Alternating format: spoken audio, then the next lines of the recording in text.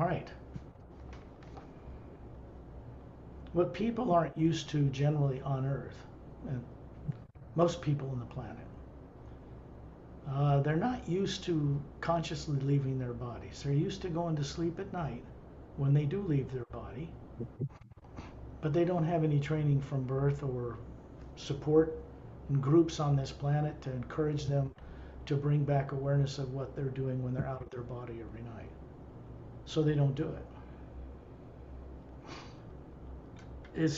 That's the biggest part of it. They just don't know they can. Fears can get in the way of it. Fears can distort what you bring back. So you have like a bad dream, and you come back and, oh, that was a bad dream, right? Well, that happens when people take fear to sleep with them from the day. When they go to bed at night worried about things and afraid of things and in fear, thinking about nuclear war, then they'll have bad dreams. Because they'll go out of their body and go into areas where there's all that in turbulation. You know, it's just part of the way it works. Which, of course, means that we're meant to have some control and mastery over what we choose to imagine, what we choose to look at. And if you look at the internet, you're going to be caught in positive and negative swings of violent and extreme natures everywhere you look. In the UFO community, in the disclosure community, in the political arena, the religious arena, the fanatics that blow themselves up for Allah or Christianity, people that are, I shouldn't even say anything bad about any of these groups, and I don't mean to. It's just that there are people who have a radical belief that their way is better than any other way, but yet they don't know the source itself by direct experience. They have faith and belief, and that's good, but they don't really believe they can have direct experience with it. You know, go there where it is and come back while their body's still alive. That's not thinking that's on the planet. It should be, right? But it isn't.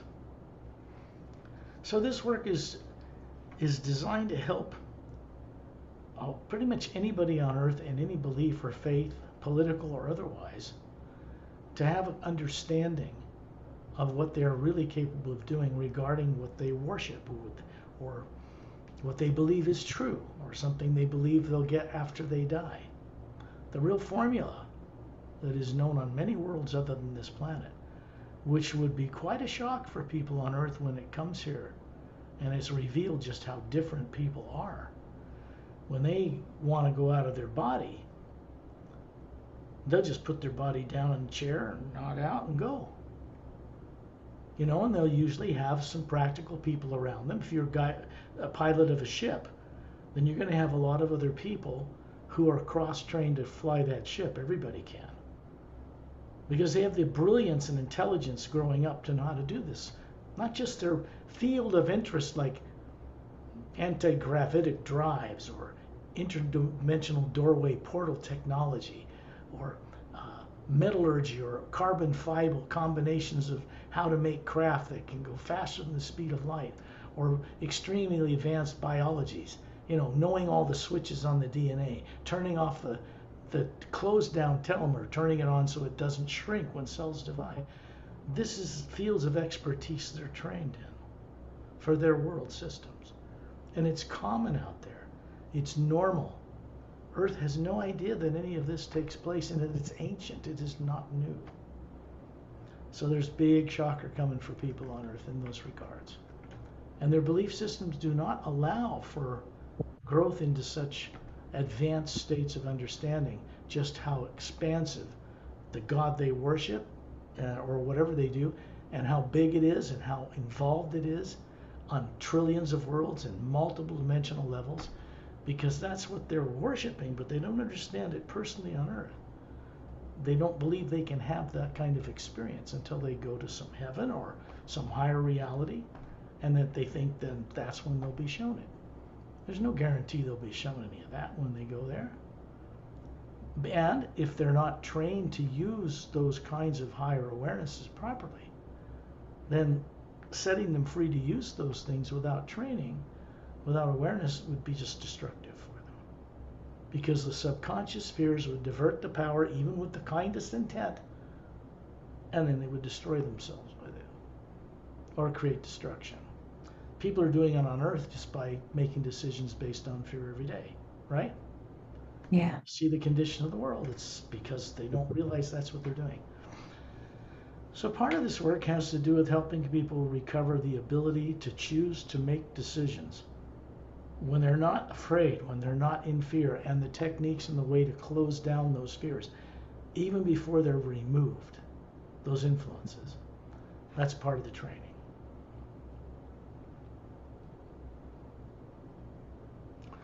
So we are recording. Okay, so once I start recording, it becomes a telepathic conversation. It is not psychic. I'm not putting down psychic things, or it's just that they work with the positive and negative energy of the lower worlds, and we work with the one energy that's behind all that, above all that, from the source itself. So we go into the one energy that has no opposites and has no negative nature. And then we begin our journeys from there.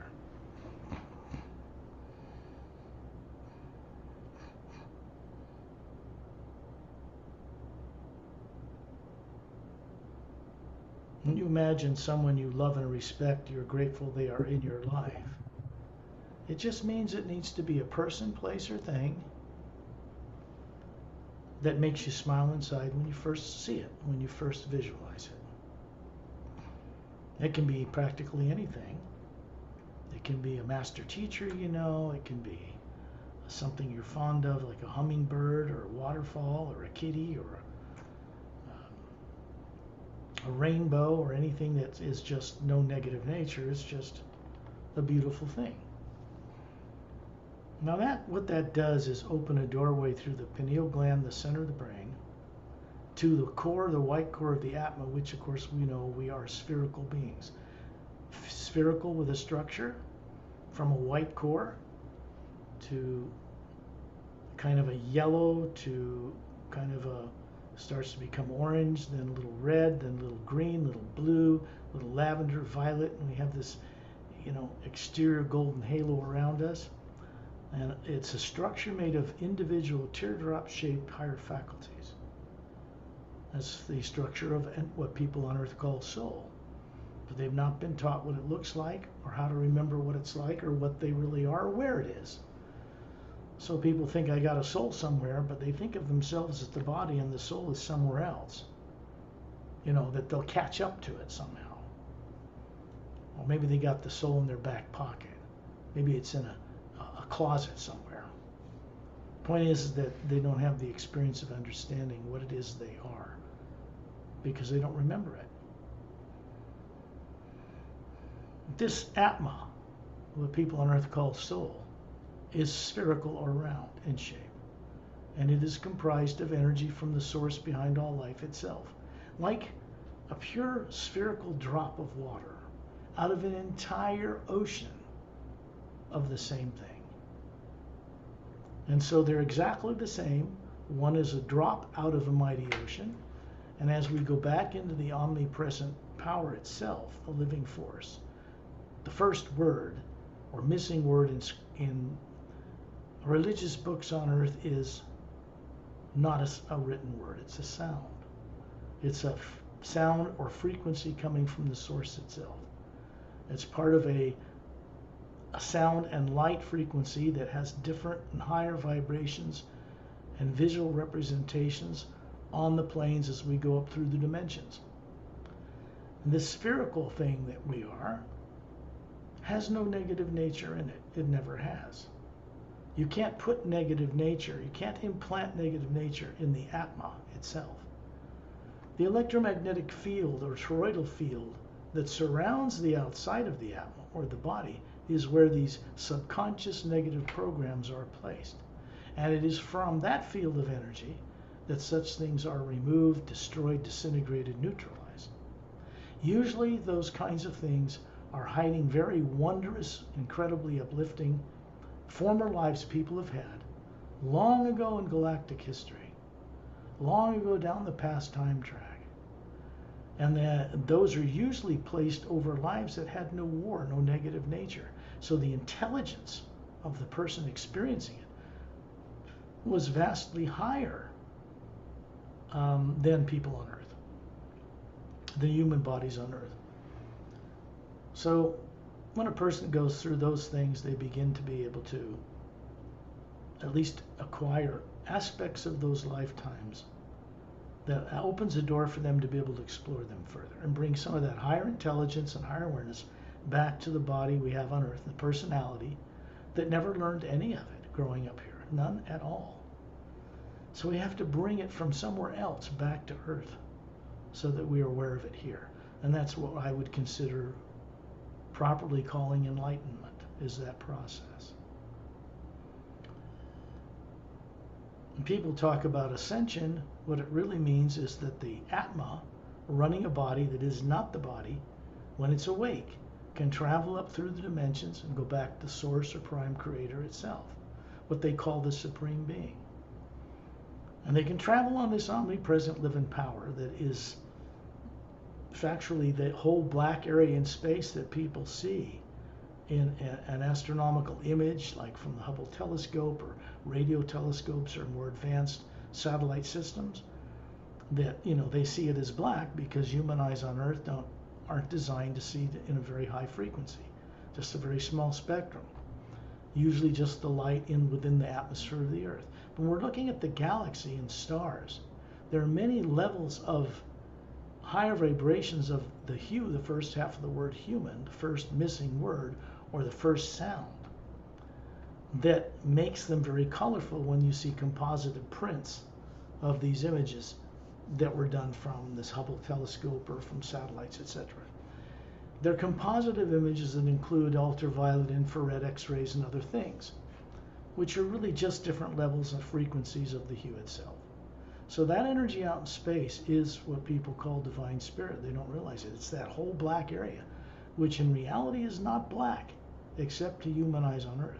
When we get out of our body and look at it, it appears like a white golden light everywhere. And all these little planets and galaxies and suns and stars are floating in this vast energy, way far apart from each other. But it's really not black at all. So as the Atma, when we get out in space, out of our body, as we're about to do, we begin to see it for what it is, because the Atma can see it for what it is. It's made out of the exact same thing. That energy has a certain brightness to it. A white golden light has a certain sound. And as we go up through the dimensions, the sound becomes finer and higher, and the light brighter. And that's how we perceive it as we go on these journeys. So when you're there with your eyes closed, you're basically just simply turning off a switch. When we close our eyes, and people don't know this, so they can't progress further with it until they are awakened to it. But when we close our eyes, we're shutting off all input visually from the light frequencies and the atmosphere that surrounds the planet. Now the reason for this is important because all of the negative things, positive and negative things, done by people to plants to animals that they're doing every day, that they have done in the past, remain as recorded images in the water vapor in the atmosphere and in the ocean water, H2O. And it gets programmed there because we are responsible for what is done en masse by 8 billion people. And over the time of civilizations, all the things ever done going back 65 million years since the dinosaurs were deliberately made extinct is still programmed in the water vapor inside Earth. It does not go out in space. It's not a radio signal. It stays within the planet. And so at some point, we and other beings from other worlds are going to have to clean this place up, because those negative experiences, murder, death, and rape, and torture, and good things, and families, and comings and goings, that all has to be erased in the atmosphere itself at some point, so that the energy is clean. And then the ocean waters and lakes and rivers and waterfalls should have a charge of this source energy in it, so that they glow about a foot above the waves. And the waves on around Earth in that case would be calm. So this energy, when ocean currents and ocean waters and atmospheres are charged properly, you might say it provides that planet with a weather control system. It changes everything. Unfortunately, the oceans on planet Earth are depleted. Doesn't mean they're all gone. There's enough of the omnipresent sound coming from source to support life here. But it's not charged like it should be.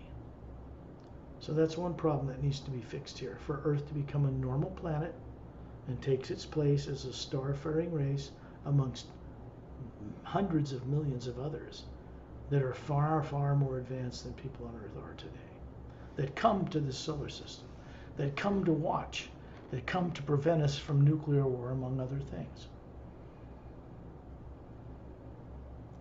So this telepathic conversation is part of the journey. And when I'm speaking, my body goes into the trance state we call sleep, just like yours.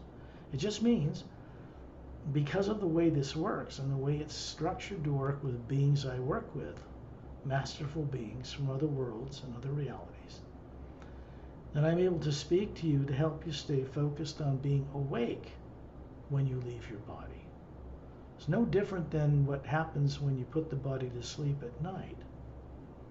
The difference is that we go on a journey so you can begin to see and understand and feel and see and know, have a visual way to know how to travel to these other places.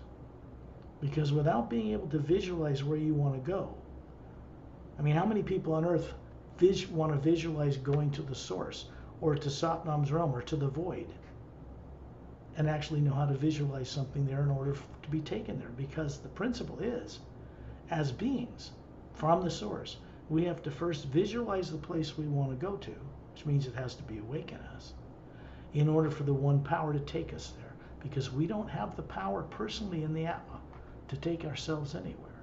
We have to plug what we are into the one energy that's made of the same thing, the omnipresent living force. And then it takes us where we visualize. So this is the importance of assisting people. My job is to help people at least see some places like other planets, the surface of certain worlds, doorways between dimensions, travel up into the void and higher into the higher planes, so they can begin to remember how to do this for themselves, because they've long forgotten all about this stuff. I did when I was first forced to be on this planet. I did not come here voluntarily. Everybody on Earth did not come here voluntarily. They tell themselves that because it makes them feel better. And I'm not saying it's a bad thing. I'm just saying that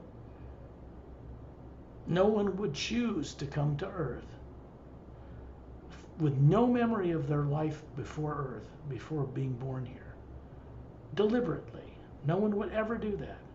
Because when you don't have access to the higher faculties of the Atma from Source itself, all we do is make mistakes and compound what people call karma and reincarnation, because they're compelled from subconscious fear to seek out the false security of another body. And they'll seek out another one and another one and another one with no memory from the previous one, generally none.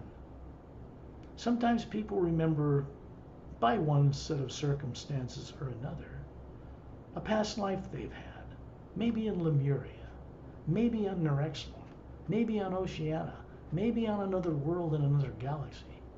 Their lives in the astral, causal, mental, and etheric plane, these higher heavens, exist as separate dimensional realities above the physical universe. And then there's the void, which is a barrier between the lower worlds of time and space and the upper worlds. And then there's Satnam's realm, and then there's many dimensions above that, all of which have no negative nature in them whatsoever. They don't have time and space, not like the lower worlds. They don't have planets and moons and suns and stars, because they're not needed. Everything in those higher realities produce their own light. So everything's lit up everywhere. There's no need for suns or warmth or any of that stuff. There are places in existence being held in place by beings, teaching facilities and temples and things like that. Places where people can go and plug into this flow of this white golden light and become vastly expanded in their awareness and capabilities as a being. To gain mastery really can't be done by running around on Earth in meditation. unless a being who's being trained that way is being taken all the way back to source consciously, because that's where mastery is established. We develop mastery by going above the void. It's that place and in those higher realities where we can produce and create with others things that are only constructive and uplifting in nature. And then we bring that stuff back with us to earth. So we really have to bring enlightenment back down to earth, to the body and personality and brain and everything, nervous system, that we grew up with on this planet. Absolutely necessary, absolutely required. It can't just be dumped on our head. Here, you've got enlightenment. The person wouldn't know what to do with it. And they had all these energies running through them as a being on earth. And they had no conscious wisdom, no conscious experience to know how to wield them. Fear would be misdirecting a lot of that. Subconscious fear, negative imagination, and those higher realities would come through them and create all kinds of havoc. So if you think about it, it's better to keep people unaware of these higher faculties until they're brought into enough awareness, awakened enough of what they've been made to forget, to where whatever the master teachers are working with them will help them over the rough hurdles, over places they can't get over entirely on their own.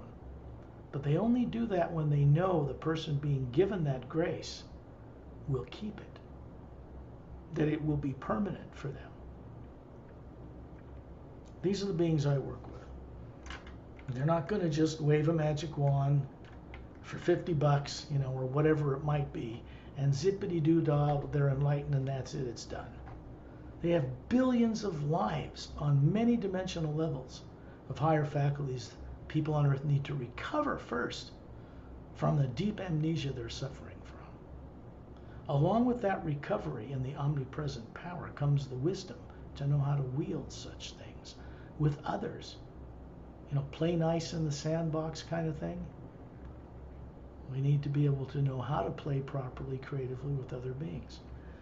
And people on earth, as much advanced as they might believe they are, from the condition of the world, they don't know how to do that. They don't know how to work properly with each other. Most people don't have direct experience about enlightenment or other worlds or other beings in the great God. They pray to it all day long, but they don't really know the life that's out there. All they know is what's on this planet. And they think that's right because most of them have no other choice. They actually do. Let's just say this. When the hue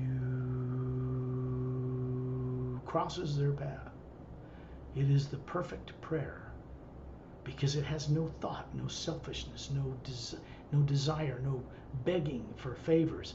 It's the pure hue running through us, which only can connect back to source. It actually only connects to source. It doesn't go into the astral, causal, mental, and get you lost in those lower heavens where negative and positive things run rampant. It's more challenging even to be in the astral plane than the physical world and get things right, because all emotion runs things, manifests things. And if that emotion is not without negative nature, people are in trouble.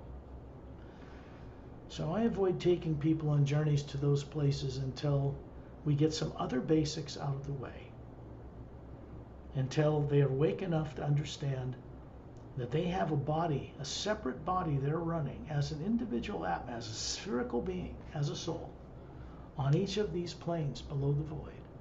One in the physical, one in the astral, one in the causal, one in the mental, one in the etheric. And they're responsible for those higher heavenly bodies. Now that's in the lower worlds. I'm not talking about the real heavens which exist beyond the void, beyond it, upward. It takes a certain amount of ability to co-creatively channel the omnipresent living power, the hue, which comes from the first half of the word human, hidden in plain sight, in order to traverse those planes in a protected field, a field made of energy from the source itself. So when the hue crosses our path on this planet, In whatever form it crosses our path, a person's life direction begins to change. Their destiny begins to change. Because it's when the source energy itself first begins to take notice of them. Remember, it is a power that just supports everything, good and bad and everything between it, on all the planets, on all the planes, and all the dimensions, in the lower worlds of time and space, where this positive and negative that should have been kept together in a whole unified field of energy with a golden white light or a hue surrounding it, so that when we imagine manifesting something that way, the only thing we can imagine is good for all life. Then we create in the worlds of time and space without getting a repercussion in space-time, without creating negative karma. One of the basic laws of physics is every action creates an equal and opposite reaction in space-time.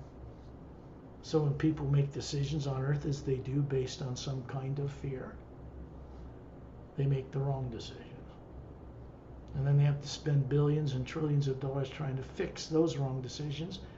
It's like, and then that same stuff comes back from again, and they have to try to fix that. And they try to fix the next thing. And of course, that's like running around on a treadmill. You know, you're standing in place running on a treadmill, but you're not really going anywhere. And that's the condition of most people and most of life on Earth today. And it is destined to change, fortunately, for all of us. So when you imagine being near the ceiling where you are, this is easy because it's daydreaming. Same thing you do when you go to the store. You have to visualize it first or your body will not move. Get in the car and go to the store. This is the way it works. People don't realize that they're using the ability to see where they want to go. They're actually seeing the location, but not from the brain. When our eyes are closed, that part of the brain is shut off. And when that happens, it opens a doorway so that the Atma that is above or around that body running it can see the store. And it communicates that to the brain and body through the pineal gland or pineal gland. And then the body gets up and is motivated and goes to the store. Human bodies do not run themselves. There's no battery of energy in a human body, in the biological genetics of a body, that can run itself. Eating food creates elements the body needs to repair or energy, but it's purely physical. The actual life force that keeps the body working comes from the Atma running it. And that comes from the source. So bodies don't have a battery to run things. Actually, we are already living in and floating in and traveling in the source energy, this omnipresent living power, this intelligence. And people on Earth don't realize they're still plugged into it. It's not conscious in them for the most part. It needs to be conscious in them if they're going to be able to travel back to source while they still have a body alive on Earth. Because when they start doing that, it changes their destiny permanently. And then this source energy begins to provide teachers and other things to help guide and awaken individuals to recover what they once knew long ago and how to return to that source to deliver their experiences in the lower worlds of time and space. Because we are meant to be conscious, trustworthy co-creators with the source behind all life. That is our reason for existing, and that is our purpose for existing. What people on Earth do not yet know is that most beings out in the Milky Way on populated planetary systems are very much more advanced than people on Earth in almost every way. So people on Earth need all the help we can get from friends from out of town, as I call it, friends from other planets, master teachers, technicians, scientists from other worlds. They're out in the greater God, and we need their help to make it through this transition of almost destroying ourselves technologically. I mean, if people make decisions based on fear, they're going to eventually annihilate life here. They'd have already done that if it hadn't been prevented. So let's go on a journey. You're up near the ceiling. You are a round spherical being, just like the one that's behind my head in these journeys that I put up there, originally created artwork to show people on Earth what they look like, because it's what they look like. It's never been in the image of one of these that's like the source, okay? The source is not a physical form. It's a conscious, spherical, it's what soul is. It's an Atma, what more advanced races in other worlds call like an atom of the source or God. Round, spherical, many layers to it, certain faculties in each layer, and they have that and had that before they started playing with bodies in the lower worlds of time and space. So, when you're up near the ceiling, all you're doing is daydreaming, as easy as going to imagine going to the store, what it looks like to be looking down on your body. And then you realize there's a man and a woman standing or hovering beside you. You can tell one is a male Atma, one is a female Atma by choice. And then they're showing you this body form that looks human, about 36. And the male is perfectly handsome, the female is perfectly beautiful. And then you realize you're showing them a body about 36, flawlessly beautiful female. These are energy forms or projections from the white core of the Atma. They are not physical DNA, they are not physical bodies. They are prototype images, or first human-like images that we have based on a being that resides in the first realm above the void. Prototypes. We carry this pure image of ourselves around in any physical form. And when these primary implant, any of the subconscious spheres are kept turned off by this male and female being. They're part of the Galactic Alliance. They are master teachers, highly trained, and they know how to do this. So then we go on the journey so you don't take any negative fear of the present or future or any negative influence subconsciously with us. That's kept turned off with your sleeping body on Earth. Your body can be in the trance state called sleep, and you can leave consciously. It does take a guide, it does take many guides that can speak to you telepathically and help you stay alert and stay focused. So the body is restful and protected, and you just leave it on automatic. And then we can go any distance out in the multiverse. And there's always an energy connection of pure hue to the pineal gland, the center of your brain. So the body runs on automatic. It breathes, the heart pumps, the blood circulates, no problem. This is not a silver cord or a golden cord, as people have talked about, that could be severed and then your body would die, or say cut the cord between your astral body and your physical body. No. This is a direct energy link from the true self, the Atma, to you.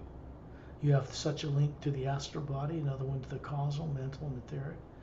And at some point we'll do journeys to take people to see a little bit about how this works. Because they have bodies on these planes that are not necessarily aware of each other, not necessarily helping each other like they should. People call them their higher self. But it's true that when you cross paths with the you here on Earth, there's a principle. As above, so below. This works with the omnipresent power itself. Well, this also works in this way. As below, so above. Which means if you wake up as an Atma while you're running a physical body on Earth, it's going to be transmitted up through those other bodies you have on those planes and get them waking up and helping each other.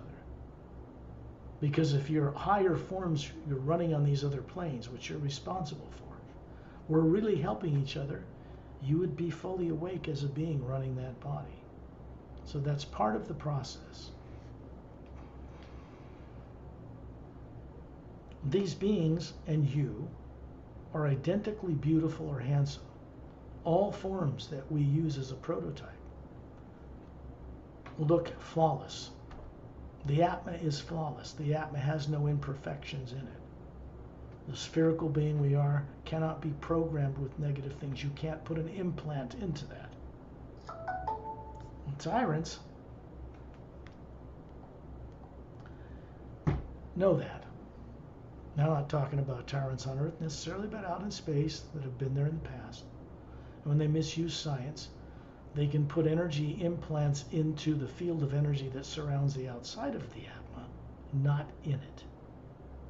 And then people look through these subconsciously created programs to fear knowing source, themselves, what they are, where they came from before they were born. All that stuff is just subconscious nonsense. They're pointing upwards, so you find yourself at 10,000 feet up in the atmosphere above Pennsylvania where you are, and you can see right down through the roof of your home. They're still hovering beside you, this male and female. And you're still up there with them. They haven't left your side. But you have the ability to see all down 10,000 feet and look at yourself hovering near the ceiling with them beside you. You are in both places at the same moment. Because this is one of the capabilities that Atma has, soul. It's multidimensional capable. And this is true because it has the ability to travel throughout the multiverse, to other worlds, through portals to higher dimensions, through the void, even up into the upper realities above the void. That's what all the different layers of teardrops in the spherical nature of our being are for. But it doesn't mean most of them are turned on in most people on Earth, because they're not, or they haven't been used for 1 billion years. This journeys we go on has everything to do with beginning to awaken dormant faculties in a safe way. Then you find yourself in space. We're out in space. Oh, there's the Earth in the distance. It's got the polar ice caps on it, the oceans and the landmass. There's the moon, pockmarked with meteor craters, no atmosphere to speak of. It does not turn on its axis because it's broken. And it orbits the planet without moving on its axis at all. In terms of physics, that's quite impossible. The influence of the gravity of Earth and the sun and the other worlds and other stars would influence it in some way. But Earth's moon does not turn at all. That's why we always see the same face. All the people of Earth always see the same face of the moon. It's also true if you have a classified space program and you want to keep people from Earth knowing about it, put it on the backside of the moon. Then you can't see it with radio telescopes. You can't see it with optical equipment. Just common sense. So out in space, when you look at it, it's not black like you'd see in get online and look at the other galaxies, millions of them. They're all beautiful, right? Beautiful stars, big blue ones and red ones and little red dwarfs and great big yellow ones like our sun. They're all spherical, round, because they are made in the image of the beings who created them. If people feel more comfortable saying supreme being, or what I call prime creator, so be it. But they were made in the image of source itself. We are constructed, or we exist in the image of source itself as well. Out here in space, it cannot be denied, because this, what it was you thought black, is a white golden light everywhere.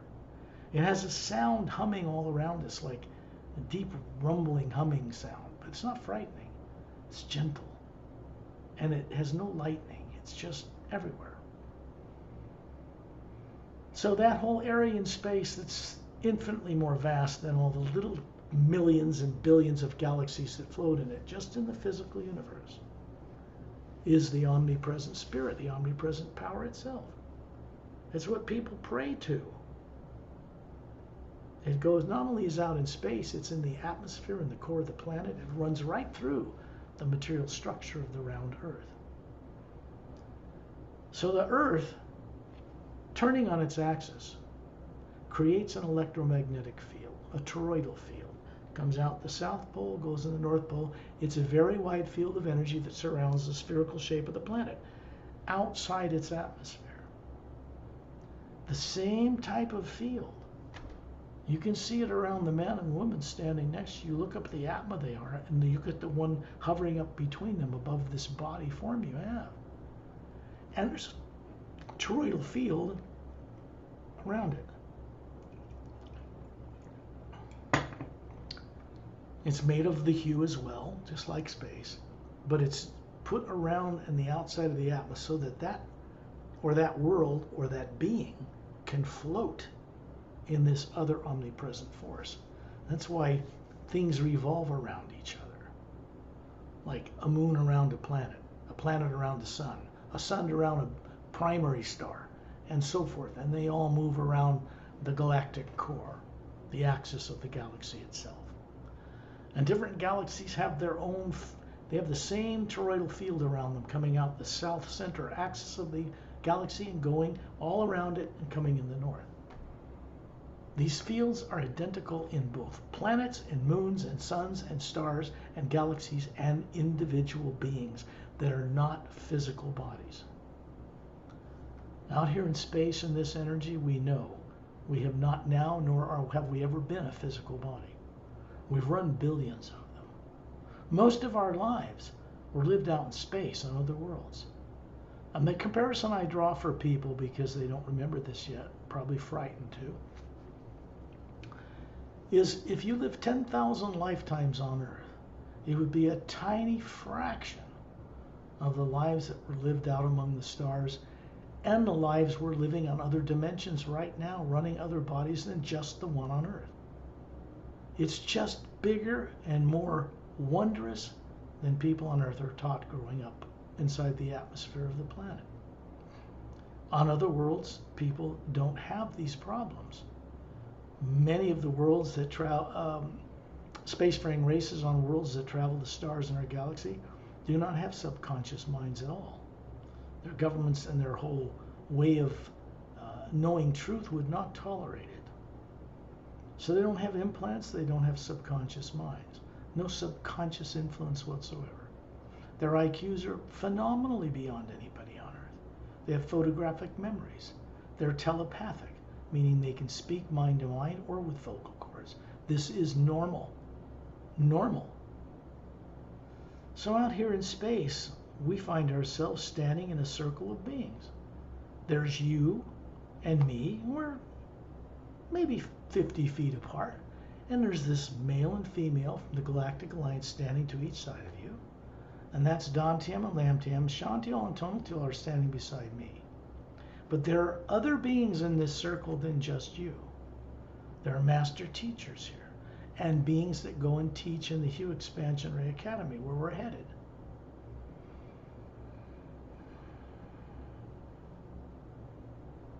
There's probably 36 of these male and female beings, well-dressed, beautiful Atmas hovering above them in this circle of beings. Torellian, who is from the Seres race, the most ancient of all human and humanoid races, is standing in the center of this circle of beings, out in space. The Earth is in the background, the barren moon, the sun in the distance, the white golden light around us, and you look out in space, you can see stars in every direction. Big blue, young, hot white stars. Big yellow ones, many times bigger than our sun. Smaller yellow ones, little red dwarfs, giant red suns that have expanded. And these are all usually binary or trinary star systems beyond the one we have, a single sun. So the planets that have life on them are circling a binary, trinary star systems, which is most of the stars in our galaxy. Earth is a rarity in it that it only has one.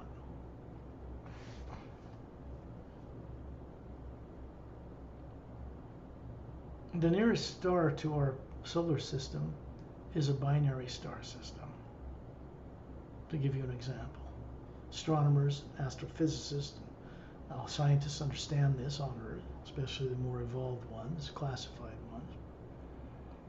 They know now, and it's public knowledge, that most of those stars are binary or trinary. That is information that's been given to the public.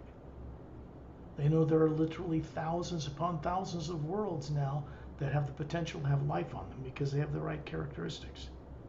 They can't see them, they can't get to them.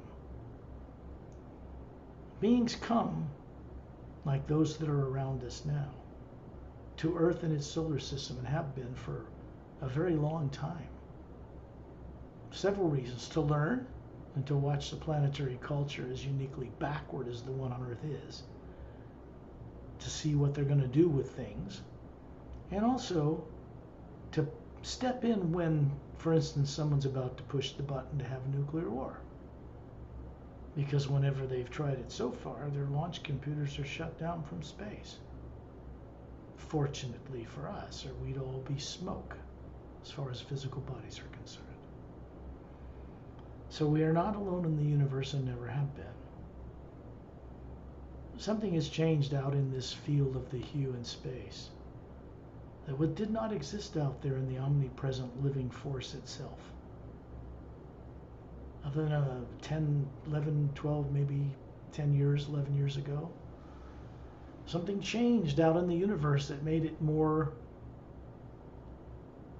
possible for vastly advanced beings to have more of a direct inner relationship with Earth and its destiny. Because the beings that live on Earth didn't originate on Earth. They came from the stars. Every race represented on planet Earth did not originate on its surface. A planet circling one sun in one atmosphere cannot produce the differences in races. That's all just theoretical. No one on Earth can prove any of it. Because the races that are on Earth are representative of races that grew up on worlds with binary or trinary sun systems. Whether it's Asian or Caucasian or black, or what they call African American, Semitic, Aboriginal tribes, Congo or South America, Yucatan.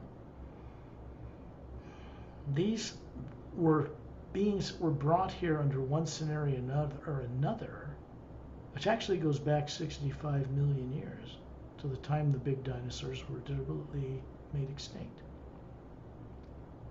So there's a history that's missing from people altogether on Earth while they're living a life here. They have the capability to know this stuff again, but fear in any form has to first be dropped in order to recover these awarenesses. The higher faculties of the Atma, which has no negative nature in it, does not work with positive and negative ideas or visualizations or imagination at all. If we want to wake up and know who we are, we have to work with that which is truly us, that doesn't have a negative nature. That's all in the energy field that surrounds what we are. And it's from that field that the problems people on Earth are suffering from. The influences from it. It's what they look unconsciously through this field of energy, outside the being running the body. And they see this torture and death and fear and don't remember or will kill you again kind of stuff. None of which can happen to people on Earth anymore. Because such beings, as few as they were, that were on Earth or in secret labs, have been removed from our solar system. Not just Earth, the whole solar system. And they were not removed by people on Earth, the highest classified communities. Couldn't get rid of them. They were removed by beings from other worlds. They weren't killed, they were just sent away. So Earth has a possibility of surviving. The poles of Earth used to flip cyclically every 100,000 years. That too has been permanently stopped. Now, the effect of being negatively programmed or forced to be on Earth is still with people. So that is the next thing that needs to be neutralized. Out here in space, we're actually floating in the omnipresent living spirit. It's so much more than this word spirit as people use on Earth and have abused so much. It's a living, powerful energy. One single power. One energy that's behind and supporting the entire multidimensional creation. All the billions of galaxies in one dimension, all the billions of galaxies in a higher parallel dimension, still within the physical universe, and up through the lower planes of time and space, and through the void, which is a barrier between the lower worlds of time and space and the upper realities, and up through the upper realities all the way back to Source. All of us come from Source.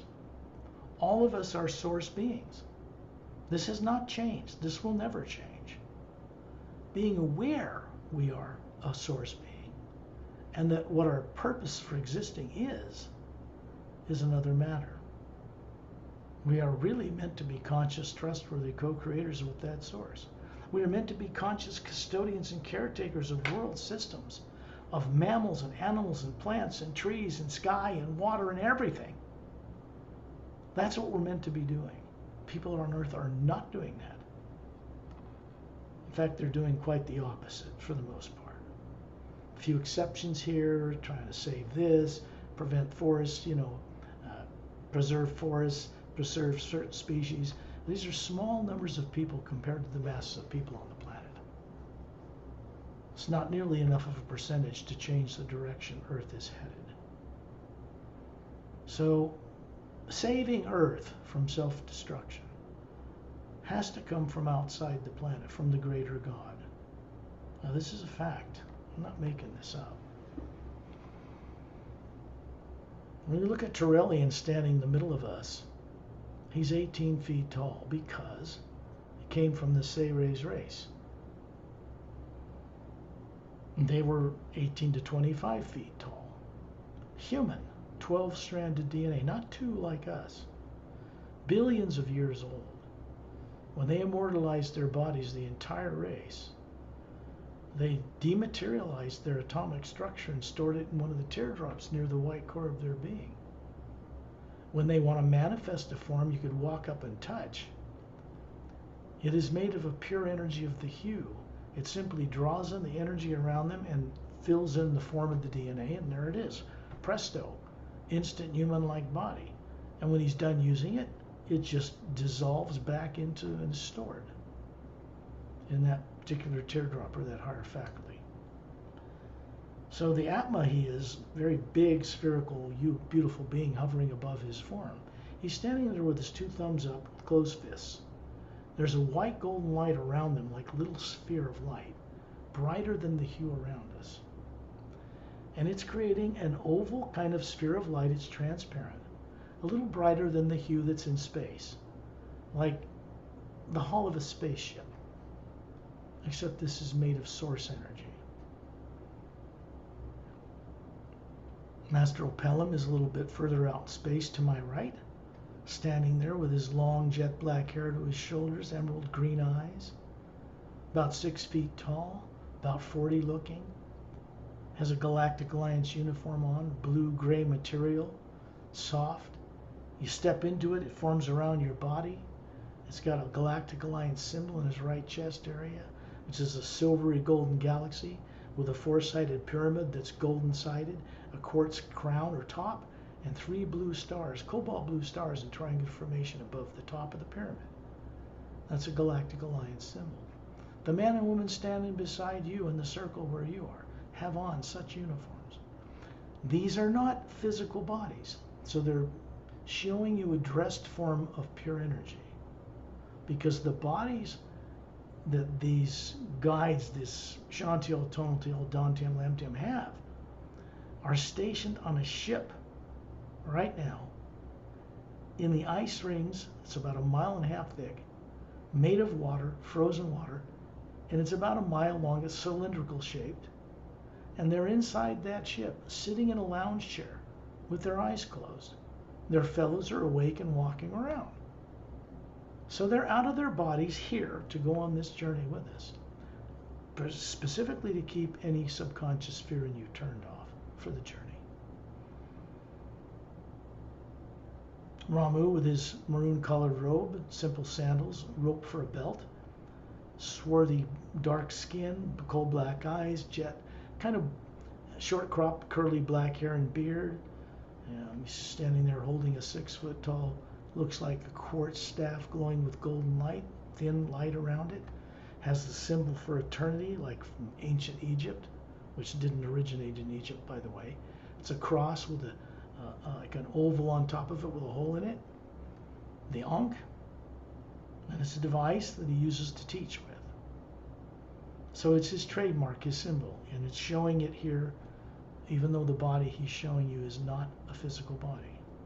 He has that body in Agam Des, in a Himalayan-type mountain range, on Earth, in the 3rd higher parallel dimension of the planet. And that is an Earth that doesn't look like the Earth you're familiar with. It's just in a higher parallel dimension, higher heaven frequency. Like planes stacked on top of each other. Master Opelum, who has this pale blue skin, with his jet black hair, comes from planet Oceania, which is on the other side of the galaxy, opposite Earth, in the third higher parallel dimension, right where this other Earth is, where Ramu comes from.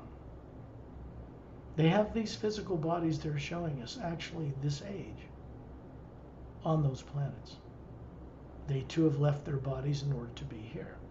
Etta and Din are hovering above Turelian. They are Drens, silica-based DNA, not carbon like us. They evolved the natural ability to defy gravity and fly through the air on their planet, in planetary atmospheres, not in space.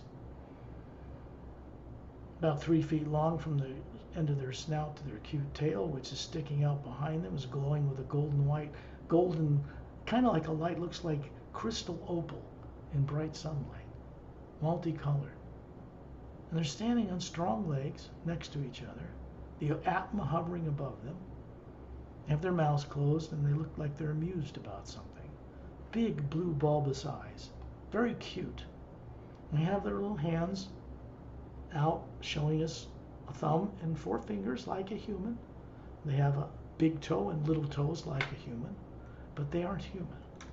And they are considered master teachers. I've known them for 100,000 years, so they volunteer to go on these journeys to add their wisdom into the journey. There are 4 dozen other beings, men and women, standing between us in a circle around Turelian. It's a big circle. And up above Etta and Din is Sat-Nam. Now Sat-Nam means, Sat means true, Nam means name. This is a being that does not have a physical body or physical form in the lower worlds. And he's just standing up above Turelian and Etta and Din, high up there in space.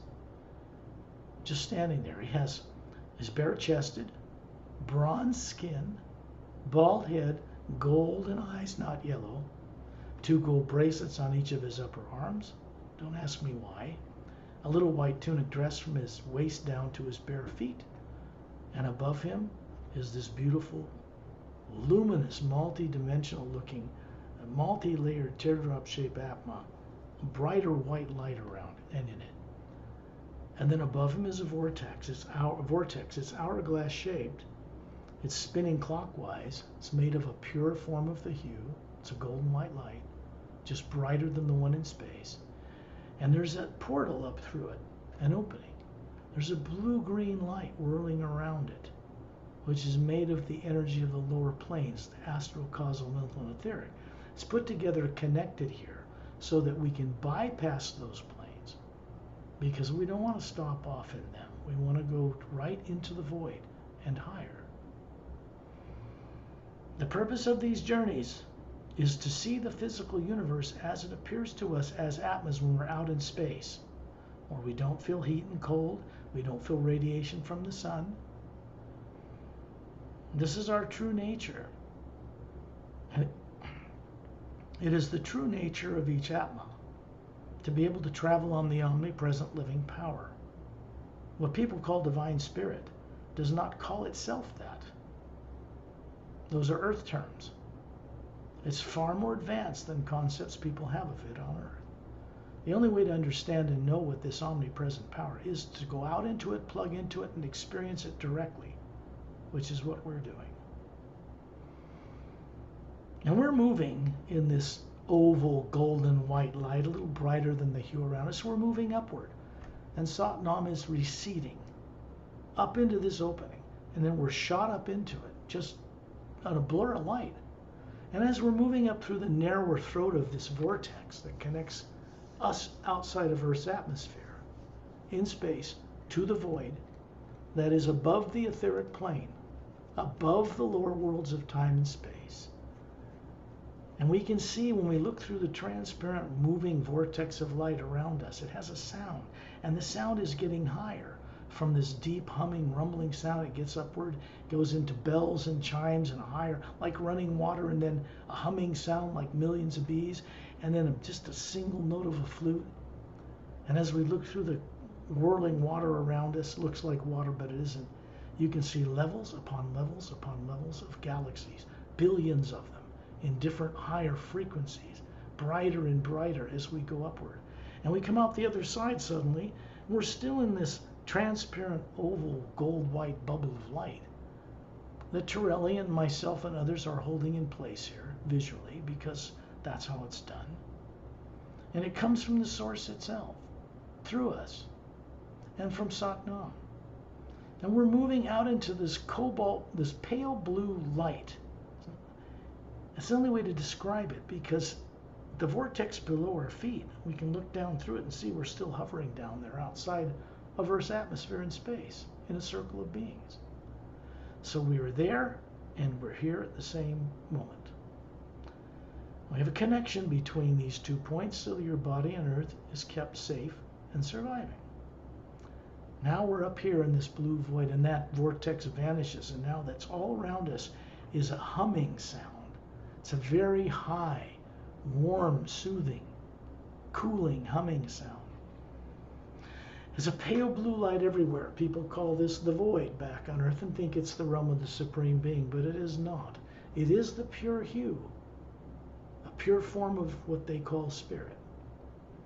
But it is a living power, and it does not allow anything of any negative nature, subconsciously or otherwise, to go into the void. That must stay turned off with the bodies back on Earth. What you don't realize is that you have an astral, causal, mental, and etheric body on those different dimensions below the void. And they're all sitting in a chair, lying down in the sleep state, because the Atma that runs them is here, whole and complete. We're moving ever upward. You can see Satnam, the Atma, hovering above this perfect form I described, receding higher into the distance till he vanishes. The next thing we know, we see him appear again, and he seems to be landing on what appears to be a long, luminous white beach. It extends as far as you can see on the upper edge of this pale blue void. It curves in each direction as far as you can see, which implies that this luminous white beach is the beach on the edge of some fantastically large circular landmass. And then we find ourselves wiggling our toes in the sand next to Satnam, who's wiggling his toes in that sand. And he reaches down and throws some of the sand in the air, and it comes and hovers in front of your face, one little grain of it. And it's a round, perfectly polished diamond, like crystal. It's radiating its own light. Now, this is energy of the hue that comes from the Atma plane. This is Satnam's realm. This is the first higher heaven above the void. All of us embarked from this place when we were prepared to go run bodies in the lower worlds of time and space billions of years ago, not millions. And then that particle simply disappears right in through your forehead of this pure energy body, goes up into the white core of your being, and it starts to make all the layers a little brighter. This is a gift of the Atma plane, the first realm of what you would people call the Supreme Being, the first realm of the higher prime creator, source energy. There's no negative nature here whatsoever. Never was, never will be. And then Satnam levitates off the sand. Remember, the spherical being is above him, moving over the top of these jungle trees, and these trees have trunks. They're transparent. Different kinds of fruit trees and banana trees, everything you can think of. But the energy moving in the trunks is a golden white light. It's moving up and down in them. And there are an Atma hovering above whole groups of a forest as far as you can see. And then we find ourselves looking down on a clearing. And in the clearing is a fountain. And it's a 100-foot in diameter white stone floor. And this fountain coming out of the middle of it, about 15 feet in diameter. scalloped white edges like a seashell. And there's a statue of Satnam standing in it, with his 2 gold bracelets on his upper arms, with his palms open down by his side, facing forward. And there's a golden shaft of white light coming down into this device, filling the bowl, dropping over the edge in a luminous, clear, luminous golden white sheet of light behind a circular white marble or white stone seating bench. And Satnam is simply hovering beside it, pointing at his own statue. There's no ego here. There's no negative nature here. He's simply pointing, giving us permission to go up that shaft of light that comes down into that fountain. In the distance, you can see a long, diagonal, snow-covered mountain range, snow covering a blue stone.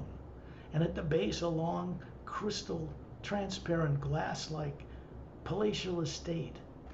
And a bunch of steps leading up, a foot thick, golden quartz glowing, in between 2 big blue stone pillars like Rome, with a gold lace through it. I think you'd call it lapis lazuli on her. And behind it, a throne chair. But he never sits in it. It's a stone, blue stone, transparent, curved edges, polished, and there's energy coming down into it. And behind it is a triangular opening. And beyond that, a bigger fountain with a golden white shaft of light coming down into it. But we're going up this fountain in the garden, above this 15-foot in diameter statue. And we're moving up in it as a group in this golden white transparent light like a spaceship, and then we're shot up this shaft of light.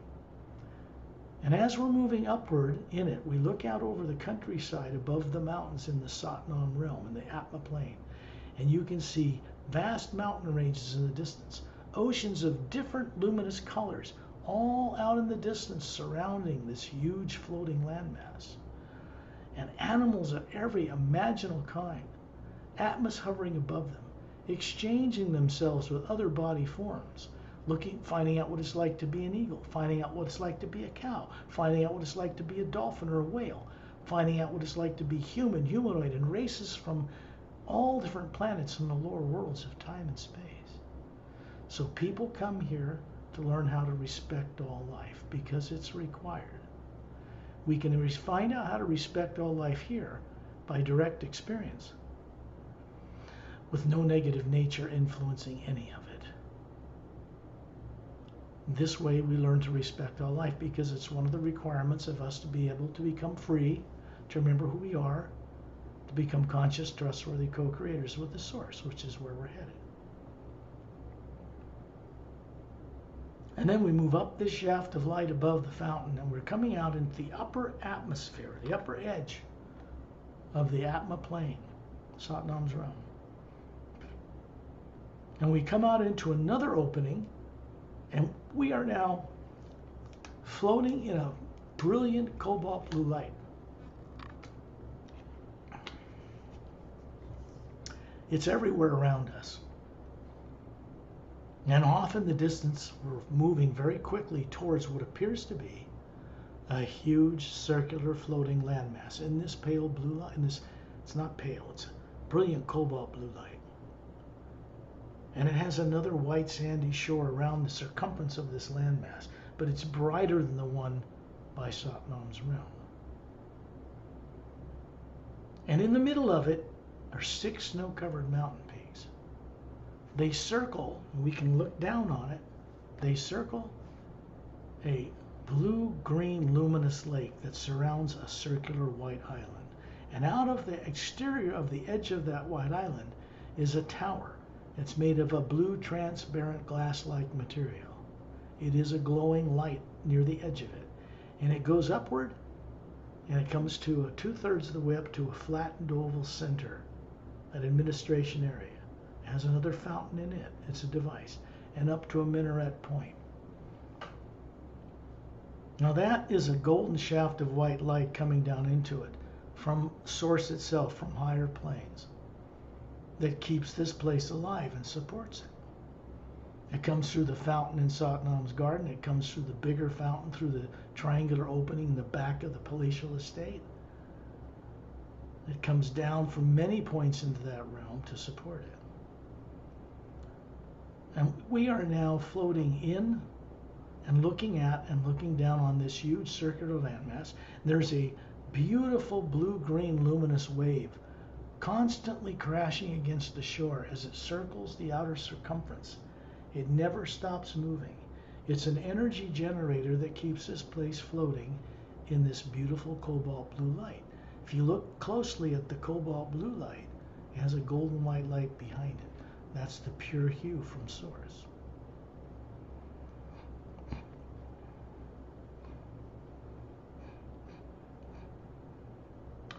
We go up higher above the Hue Expansion Ray Academy, which is what this place is called.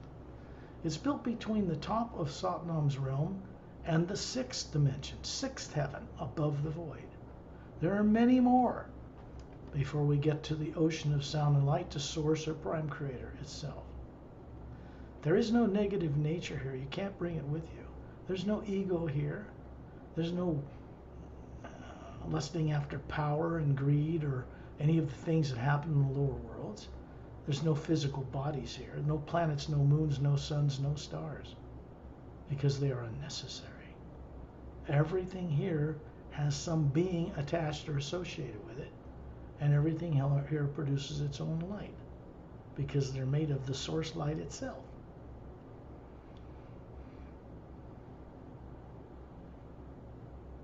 When you look down from high in the cobalt blue atmosphere over this whole floating landmass, you can see there are 12 domes, clear, on little circular islands, circling the outside of this Hue Expansion Ray Academy landmass.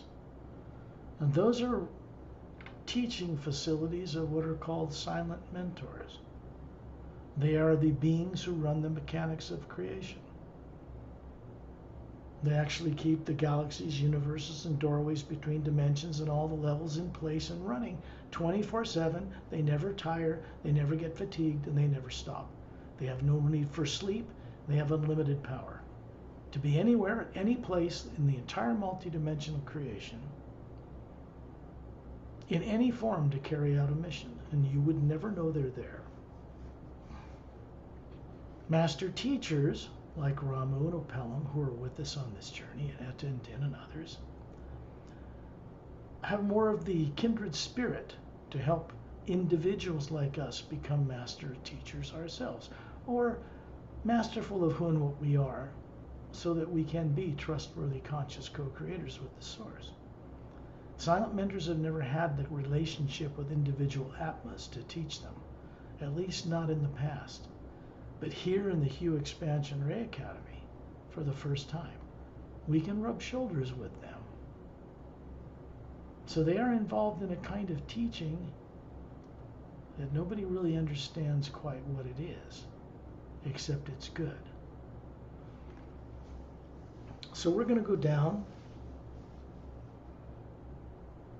and we're going to visit the southwestern quadrant. If you look down on this floating landmass, there are white roadways, straight as an arrow, that come out of horseshoe-shaped tunnels, luminous, at the base of all 6 of these mountain peaks.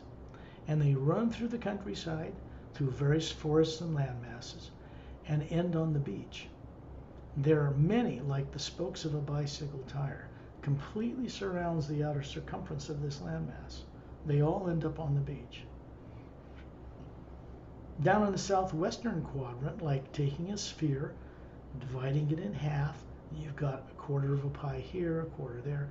We're going down the roadway that comes out of a mountain, goes down through the center of that southwestern quadrant.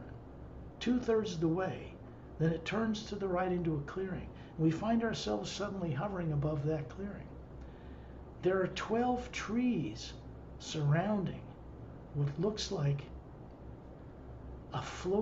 is a sphere of light with a cobalt blue star in it, and above it, it looks like a quartz head, like a headpiece, smooth edges that would fit around your forehead and around your temples, and it's just floating there.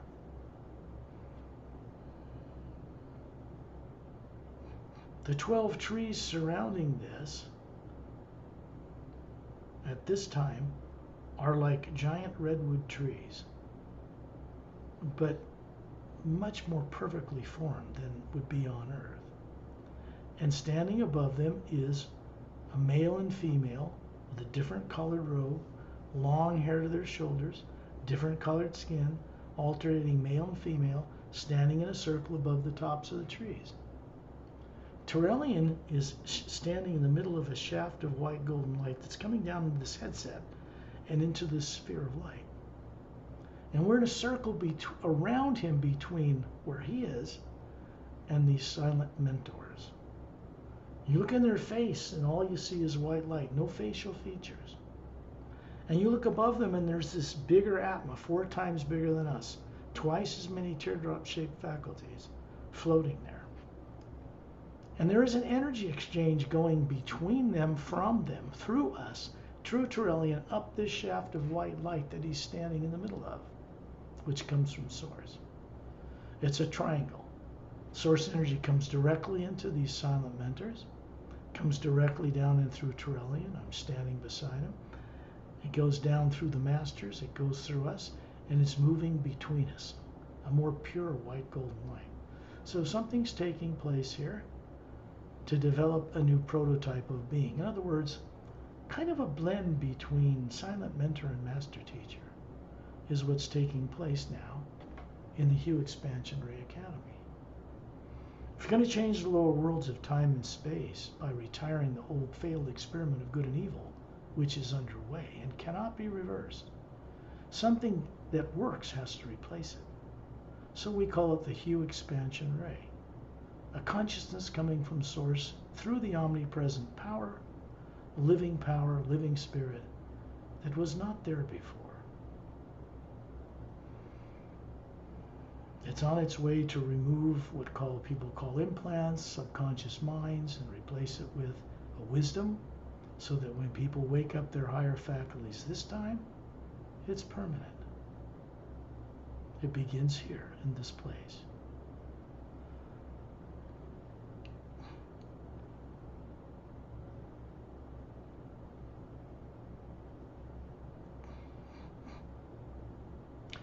And we find ourselves going back to the central tower, coming out of the White Island, between the 6 snow-covered mountain peaks in the center of this huge floating landmass. Down at the base, you can see right through it. We're suddenly in a circle of beings inside the base of this blue glass-like tower. And in the middle of it is a 4-foot-high blue stone with gold lace through it. I think on Earth it would be called lapis lazuli. And above it is a 4-foot diameter crystal blue sphere with a cobalt blue star and a golden shaft of white light coming down into it. Now we can go 2 directions here. We can go into that blue star and come down into the hollowed out interior of the Hue Expansion Ray Academy. And there we would see 12 white leather-like chairs facing the wall around a central shaft of golden white light. 12 more silent mentors standing around in these white chairs above them. And that is a place where we can get more experience with them. But we're going upward because we want to at least go back to the Source itself on this journey. As brief as our time there will be, it rubs off on us. So we're moving up this shaft of light in the star. We're going right up the central hollowed out interior of this glass tower until we come out of a fountain that's in this oval area 2/3 the way up this minaret tower. It comes to a point. And it is a fountain. It's not a statue of Satnam. It's just this huge white alabaster type stone with a white golden light pouring down into it. It's flowing over the edges of this fountain and pouring down the shaft of this tower. And we are going up inside this shaft of light as a group of beings in this golden, transparent, oval sphere, spaceship-like light to keep us all focused and together. And then we're shot upward. And we go up through one huge dimension after another, blended so finely it's difficult to see when we're entering one and entering another. And you see things there that cannot be described in human terms. Teaching places, wisdom temples, and things like this. And then we're suddenly coming out of another realm, a number of dimensions above the Satnam's realm, and the number above the Hue Expansion Ray Academy. And as we come out into it, the energy around us is a fiery red, orange, yellow, blue, green, just whirling around us, coming out of the ground and disappearing in the distance, constantly moving. And there's a being, a massive, oval, spherical being floating towards us. And this being is a being who manages the raw power of eternity that comes from this source prime creator above his realm. And his name is Agam Parusha. This is the Agam plane. And he generates this raw power through his individual being and generates it down to support the planes below, all the way back to Earth. And here you can see that I leave the circle of beings. I go out this golden oval sphere of light and I move right inside Agam Parusha. You can see my little Atma with all its colors hovering in between two of the teardrops that make him up. We're friends. And then I move out and come back to join the rest of the crew. If you wish to, you may enter this being and become friends with him. This is your choice. If you have no fear here, which you don't because it's turned off back with your sleeping body on Earth, then you can be inside this masterful being, this God-like being, for a few moments and see what it's like to be without any negative nature, only much more expanded than we are. And then you're back in the circle of beings. He's pointing in the distance. You can see in the distance of this whirling light that's constantly moving, a massive silver tree, trunks just dozens of feet thick. You know, these branches coming down into the light and disappearing below us, like the roots of a tree. And it's a silver-like light, like a fir tree, and it goes up to a point beyond the range of visual sight. And he's pointing to it, giving us permission to go into this tree of life. And as we move inside it, we pass through the little needles on each branch. And each one shows a particular world, somewhere in the lower worlds of time and space. It also reveals what's in these dimensions below Agam Parusha's realm before we even get to the Hue Expansion Ray Academy. And then we move right into the trunk of this tree, which is just a big shaft of golden white light. And we're shot upward again. We come out the other end of that vortex, that doorway, and we are moving towards an even more brilliant cobalt blue light everywhere. And in the center of it in the distance looks like a silver golden galaxy turning on its axis. And there are beings, actual individual beings who make up what is circling the center. You'd think they were stars. And they're spherical, so it's easy to make that mistake. And we're moving through them as a group of beings with Terillian. Right through these beings, the distance between them is vast. Until we come into a hollowed out interior. Now this is the ocean of sound and light. This is Prime Creator. This is Source. The sound here, the music here, the high note of a flute, it cannot be described in human terms. But it's absolutely, you don't ever want to leave. And you look around and you realize that you are one of the beings circling this center, that you never left. And this is multidimensional capable. We're still here.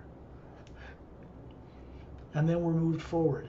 And there's a white island in the very center of this hollowed interior, like the center of a galaxy. And hovering above this white island is a gigantic, spherical, Atma-like being. Many more layers of teardrops than us. But we look the same as it, identical on a smaller scale. And as we move toward it, hovering above this beach, We have the opportunity to move as a group between each teardrop through its layers, because there's enough space to do it, until we enter the white core itself, and then everything around us is a white, pure light, including us as individual spheres, hovering in the center of the source itself. And then it speaks to you. It has a deep male baritone voice. Also has a higher feminine voice with it. It's hard to describe. But it isn't a being sitting on a throne. It has no physical form. And neither do we in reality. Our form is spherical, just like it. And we realize we are made of exactly the same energy. And it welcomes you home.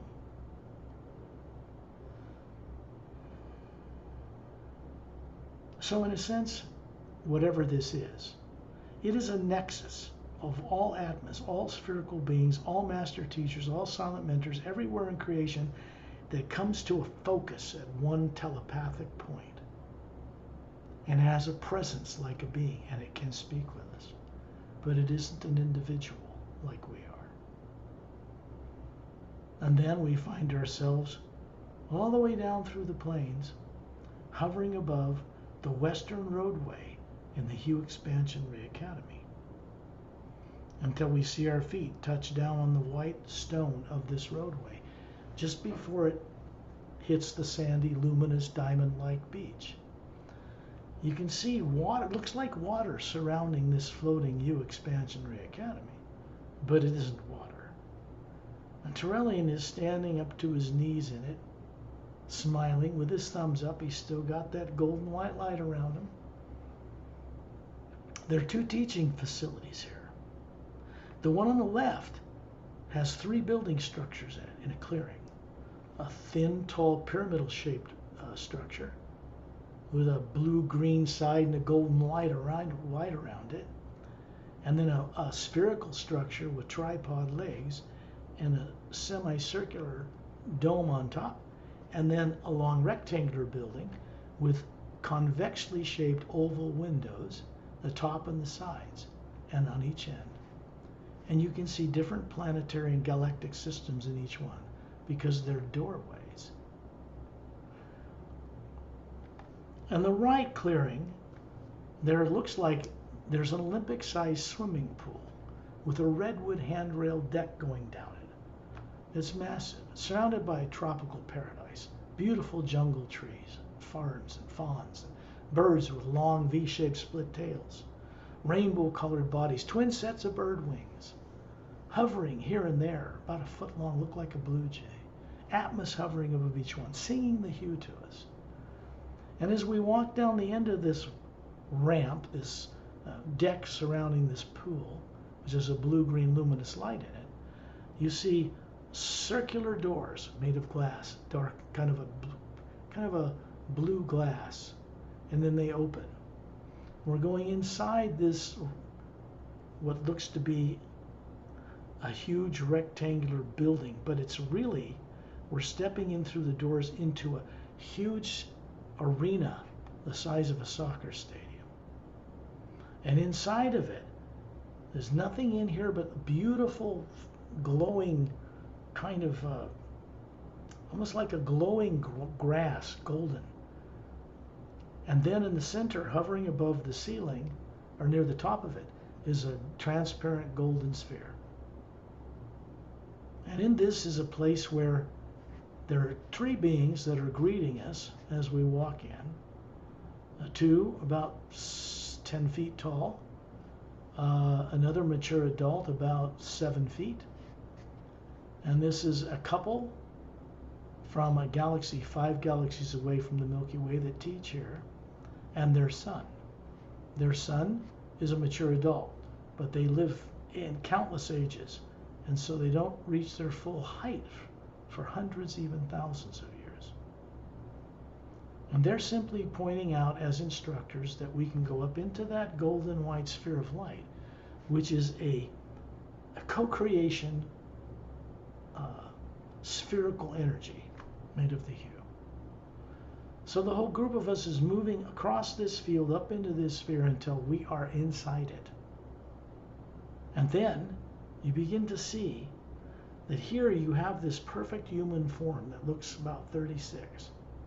And you're moving your hands and your fingers because the Atma hovering above you is directing you. Here we know things. All the beings here, including a male and female silent mentor, and master teachers like Ramu and Pelham and Etta and Din and my little cat Starlight with his glowing tail, are here. Now what is happening? You're beginning to see something form that looks like Earth in the middle of this golden sphere. And then you see Earth the way you know it. And then you see a light of golden white going through the atmosphere from around the solar system. And as it goes through it, it begins to appear like an Earth with no polar ice caps. It has a big continent centered over the equator from left to right. And another continent on the other side of the planet centered over the equator. It has a moon with atmosphere and water and rivers and little oceans, just like the one you're familiar with, but this one's alive and turning on its axis. And then you realize suddenly we are looking down on this world, all the way back down in the physical universe. We're still around Terrellian, still a group of us, and we're looking down on this world because the Earth is that you know is not here. This is in the third higher parallel dimension, and you can see what looks like a glowing emerald green beach, curved upward, half moon base shaped, about a third of the way above the southern pole, and the edge of a continent. This continent stretches from the left to the right hemisphere. And inland from space, you can see a single snow-covered mountain range, 2 miles in from a jungle, from a beach, from this green, luminous beach. And to the left is a domed city covering 3 golden-sided pyramids in the left third, surrounding a smaller ivory-colored dome building, a 3/4, half semicircular mountain range in the back of it, very small, with little tunnels with waterfalls cascading out of it that run down the side into a blue-green luminous lake in the center. And then off to the rest of it surrounding it are little white roadways and individual ivory-colored domes. And then you find yourself wiggling your toes in emerald green sand, and you see Terrellian standing offshore in this calm blue-green ocean water, smiling. And inland at the back of the curve of this beach and these tall jungle trees, which are luminous because water here is charged. The ocean is calm, glowing a foot above the waves. There's a blue-brown moss-covered pass goes back straight as an arrow. And then you see the mountain with a waterfall cascading out 2/3 of the way out of a cavern opening, falls thousands of feet down a sheer cliff face, disappears behind a blue-green forest that surrounds the backside of this dome. Above the tunnel where the waterfall is an oval tunnel with dome-shaped lights receding down inside it. Now this mountain connects to the inside of a Galactic Alliance base built in 1908 inside Mount Shasta in Northern California in the United States. Those 2 Earths are connected through this doorway. And you look out and you realize that this green energy is moving up your legs.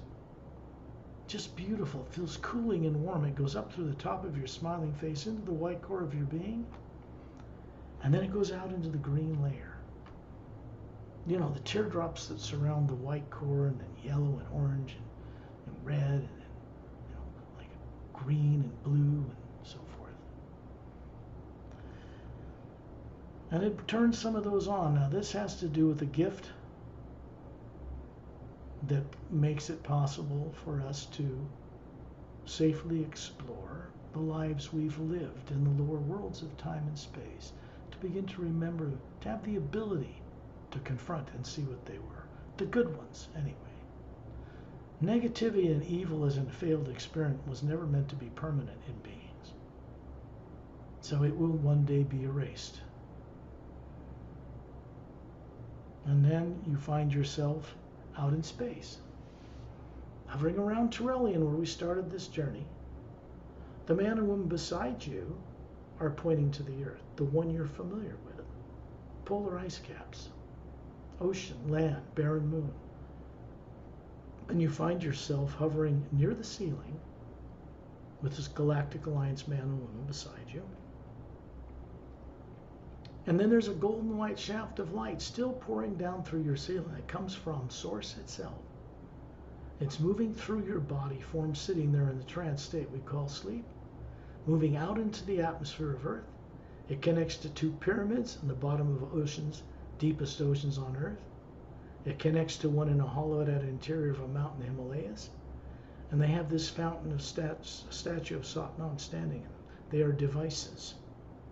They are not made of material matter. And they are on Earth. And they are turned on.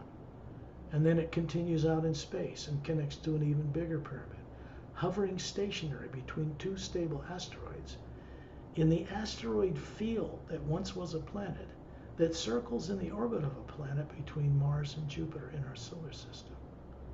And then it's projected from there to larger pyramids that have appeared between single stars. And then it connects to the axis of the white light core of the Milky Way galaxy.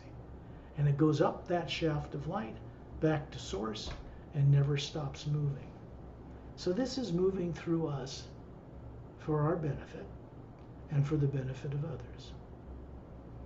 This is moving through us to help us recover our ability and the wisdom that's necessary to go with it, to know that we are conscious, trustworthy co-creators with the source behind all life, because we become boots on the ground on Earth.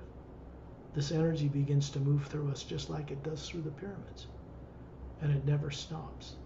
Now, as more and more awakening happens, we can, of free will, co-creatively trust and allow this greater energy to move through us. We are made of it anyway. When you're ready, open your eyes.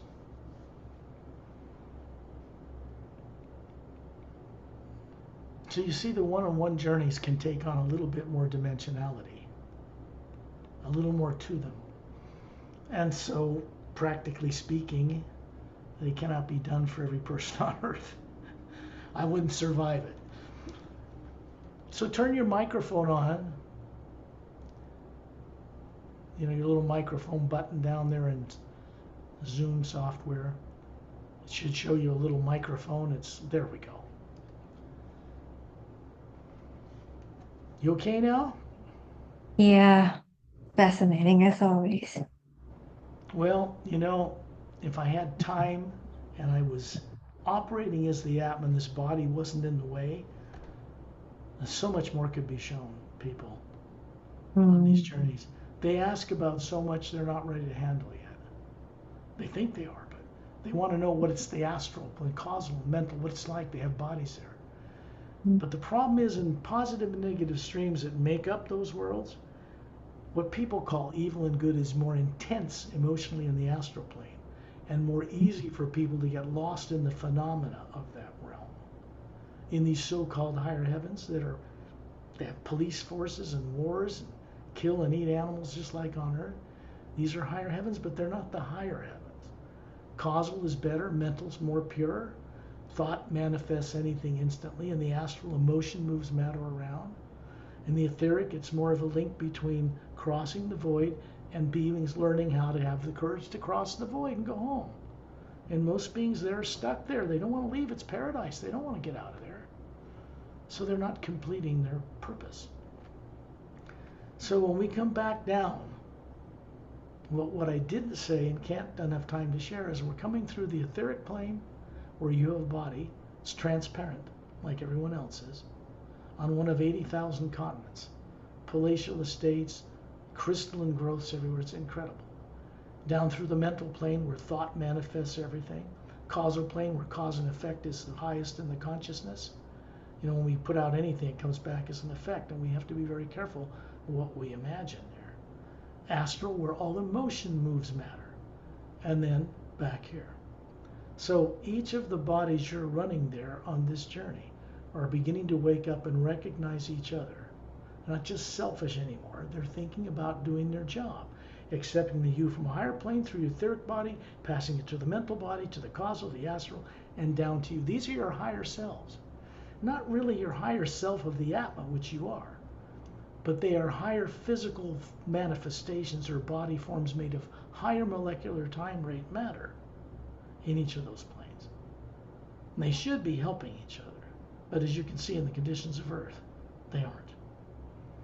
That's part of the unconsciousness that came about while we played in the lower worlds over time, over billions of years, until we find ourselves suddenly on Earth with no memory. And when we get that far down the scale, the only way left for us to go is onward and upward. There's nowhere else to go, which is good. Okay, let me bring this recording to a stop unless you would like to ask any questions for the recording, but I'll stop it.